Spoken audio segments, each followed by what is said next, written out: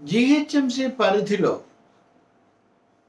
చెరువులు నాలాల ఆక్రమణల ఇతర ప్రభుత్వ ఆస్తుల కబ్జా ఇట్లాంటి వాటిని అరికట్టి క్రమబద్ధం చేయడం కోసం హైడ్రా కమిషనర్ రంగనాథ్ ఆధ్వర్యంలో ఉధృతంగా చర్యలు చేపట్టారు. వాళ్ళు ఇప్పటికి దాదాపు ఒక 200 కట్టడాలు వాళ్ళు ఇప్పటికీ కూల్చేశారు. అందులో మరి ముఖ్యంగా నాగార్జున ఎన్ కన్వెన్షన్ కూల్చివేత తర్వాత సంచలనం పెరిగింది. న్యాయస్థానాలకు కూడా వెళ్ళారు. బీఆర్ఎస్ నాయకులు వాళ్ళకి సంబంధించిన కాలేజీలు, మజ్లిస్ నాయకులు వాళ్ళ కాలేజీలు, వాటి మీద వాళ్ళ ఆందోళన వెలిపుచ్చుతున్నారు. కేటీఆర్ ఫామ్ హౌస్ ఉన్న జొన్నాడ గురించి నడుస్తుంది. మొత్తం మీద ఇది ఒక రాజకీయంగా తీవ్రమైన చర్చకు దారితీసింది. నడుస్తుంది, ఇంకా చర్యలు ఆగుదావు. రంగనాథ్ మీడియాతో అన్ని చోట్ల ఛానల్స్ కూడా వెళ్ళి తన వైఖరి ఏంటో తను ఏమాత్రం వెనక్కు తగ్గేది లేదు, తనకు ముఖ్యమంత్రి పూర్తి స్వేచ్ఛ ఇచ్చారు, తనను బదిలీ చేయమన్నా చేయకుండా కొనసాగిస్తున్నారు, ఇలాంటివన్నీ ఆయన కూడా చెప్తూ ఉన్నారు.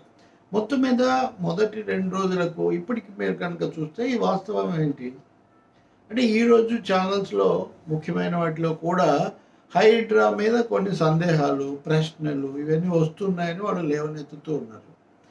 అలాగే రాజకీయ పార్టీలు కూడా, ఉదాహరణకు నెక్లెస్ రోడ్డు, సచివాలయం ముందున్న నెక్లెస్ రోడ్డు కీలకమైంది. అదే ఎట్లాంటిది, అది కూడా హుస్సేన్ సాగర్ పరివాహక ప్రాంతంలో కట్టిందే కదా. అసలు జిహెచ్ఎంసీ కార్యాలయం ఇంకా హరీష్ రావు అయితే ఇంకొక అడుగు ముందుకేసి బుద్ధ భవన్ దగ్గర ఉన్నటువంటి హైడ్రా కార్యాలయం కూడా నాలా మీద కట్టింది అని చెప్పి ఆయన ఆరోపణ. ఆయన కూడా 10 ఏళ్ల పాటు మంత్రిగా ఉన్నారు కదా.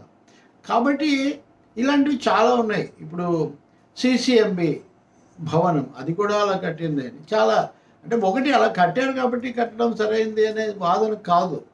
కానీ కాలక్రమంలో వచ్చినటువంటి మార్పులు, చెరువులు, వాటి ప్రవాహం, వాటిలో ఉన్న నీటి పరిమాణము, వాటి బట్టి మార్పుల, రాజకీయ ఒత్తిళ్ల వల్ల జరిగినవా లేకపోతే ఇంకో దాని వల్ల జరిగినవా, ఇంకోటి పేద మధ్యతరగతి ప్రజలు మోసపోయారా. రియల్ ఎస్టేట్ కంపెనీలు ఇక్కడ కడతాము, ఇది మీకు చాలా ఉపయోగం అని ఇదంతా చెప్పి వాళ్ళ అనుమతులన్నీ మేనేజ్ చేసుకుంటే వీళ్ళు డబ్బులు తెచ్చి కట్టారా. సో వీటిలో తరతమ తేడాలు చాలా ఉన్నాయి.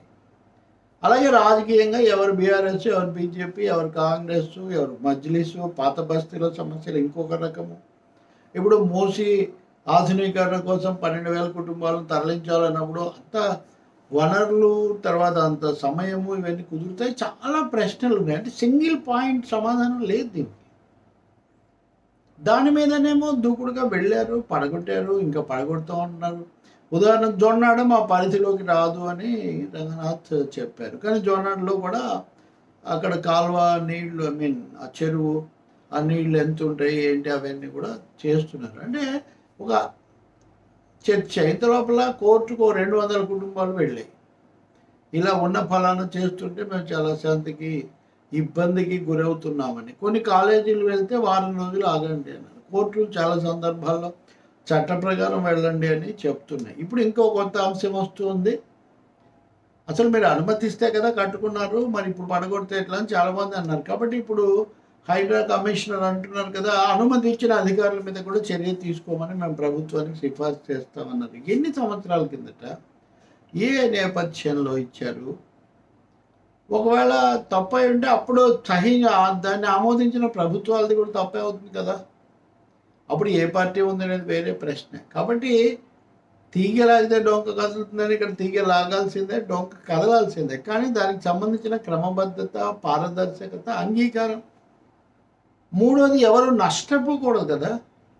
ఎవరో కంపెనీల వాళ్ళు ఆక్రమణ చేసి అక్కడ ఇళ్ళు కట్టిస్తే ఇళ్ళు తీసుకున్న వాళ్ళకి ఎలా న్యాయం జరగాలి? ఇన్ని ప్రశ్నలు ముందుకు తెస్తున్నారు.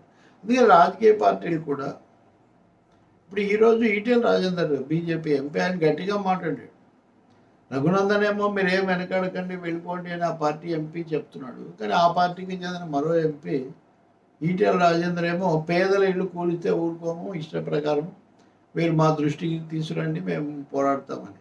అలాగే ఫాతిమా కాలేజీ, తమ కాలేజీ విద్యకు ఎంతో దోహదం చేస్తుంది, దాన్ని కనుక పడగొడితే ఏమాత్రం సహించేది లేదు అని అక్బరుద్దీన్ ఓవైసీ చెప్తున్నాడు. మీరు మావే పడగొడతారో వాళ్ళు పడగొట్టరు అన్నారు. వీటికి సమాధానంగా ముఖ్యమంత్రి రేవంత్ రెడ్డి తమ్ముడు తిరుపతి రెడ్డి భవనానికి కూడా నోటీసు ఇచ్చారు. ఆయన దానికి ఏదో సమాధానం ఇస్తాను, అయినా మీరు చట్ట ప్రకారం చర్య తీసుకోండి అని ఆయన అంటున్నారు. పొంగులేటి శ్రీనివాసరెడ్డి కూడా అదే చెప్పారు. కాబట్టి ఒక దశ అయింది, సెకండ్ స్టేజ్లోకి వచ్చినట్టుగా ఉంది. ఈ దశలో ఈ వివాదాలకు, విమర్శలకు, ప్రశ్నలకు సమాధానాలు చెప్పాల్సిన బాధ్యత కూడా హైడ్రా మీద ఉంటుంది, ప్రభుత్వం మీద కూడా ఉంటుంది. ఎందుకంటే ఏదో తొందరగా చర్యలు తీసేసుకుంటే వాటి కొలబద్దలేంటి, ఏకసూత్రత అన్ని చోట్ల ఒకటే పాటించారా లేదా, ఇలాంటి ప్రశ్నలు కూడా వస్తాయి. ఇదేదో కమిషనర్కో లేదా ముఖ్యమంత్రికో వ్యక్తిగతంగా వాళ్ళకి సంబంధించిన సమస్య కాదు ఇది, అంతకంటే విస్తృతమైనటువంటిది. నగరాన్ని కాపాడాలి, పర్యావరణాన్ని కాపాడాలి, అదే సందర్భంలో ప్రజల ప్రయోజనాలు కూడా కాపాడాల్సి ఉంటుంది. బడాబాబులు అంటే ఒకటి పడగొడితే ఇంకో చోట కట్టుకుంటారు. మామూలు బడుగు జీవులు అయితే అలా చేయలేరు కదా. అధికారుల విషయం కూడా అంతే. ఏ ఒత్తిళ్ళ వాళ్ళు, ఇప్పుడు అనుమతి ఇచ్చిన అధికారిని మీరు అంటారు, కానీ అప్పుడు పైన ఉన్న వాళ్ళు ఎవరో, ఏ ఒత్తిడి వాళ్ళు ఇచ్చారో ఎవరు చెప్పగలుగుతారు? సో ఇదంతా చాలా పెద్ద బలయం. ఇది ఏదో ఒకరోజు ఒకదాంతో అయిపోయేటటువంటిది కాదు.